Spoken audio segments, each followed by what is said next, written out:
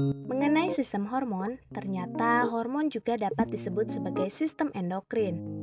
Apa itu sistem endokrin? Nah, jadi istilah endokrin berarti mensekresikan sesuatu di dalam tubuh.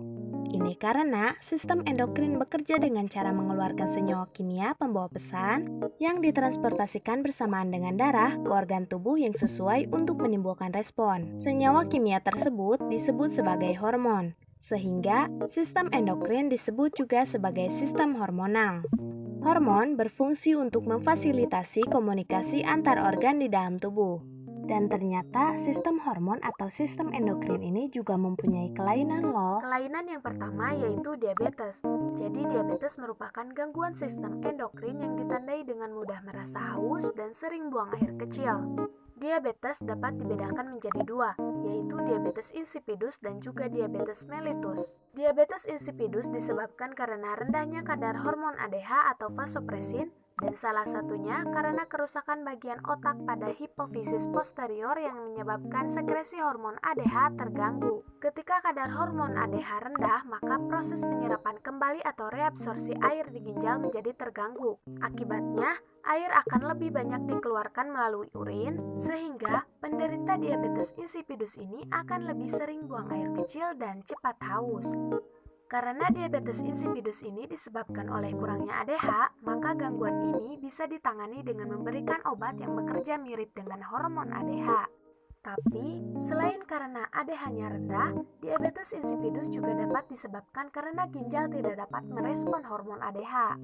Diabetes mellitus sendiri terbagi menjadi dua, yaitu tipe 1 dan tipe 2. Tipe 1 disebabkan oleh autoimun atau terjadi ketika sel beta pankreas mengalami kerusakan.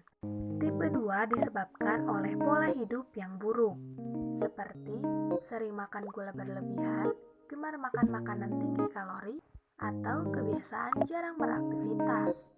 Gejala-gejala pada diabetes yang pertama yaitu sering haus, sering buang air kecil berlebihan, lapar terus-menerus, kelelahan, dan penyembuhan luka yang lambat. Untuk membantu proses penyembuhan, yang pertama menjaga pola makan dan asupan gizi, yang kedua rutin berolahraga, yang ketiga selalu cek gula darah, dan yang keempat mengurangi konsumsi gula.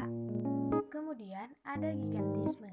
Gigantisme adalah gangguan pertumbuhan yang menyebabkan anak-anak tumbuh sangat tinggi dan besar, sehingga terlihat seperti raksasa. Kondisi ini disebabkan oleh produksi hormon pertumbuhan yang berlebihan.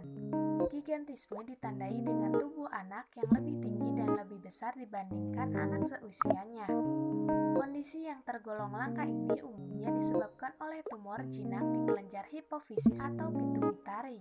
Anak dengan gigantisme mengalami kelainan pada pertumbuhannya dan kelainan ini akan terlihat semakin jelas seiring pertambahan usia anak. Beberapa gejala yang bisa muncul adalah yang pertama, tinggi dan berat badan di atas rata-rata anak seusianya, kemudian ukuran tangan dan kaki yang sangat lebar dan sangat besar, dahi dan dagu berukuran besar, kemudian yang terakhir bentuk wajah yang kasar.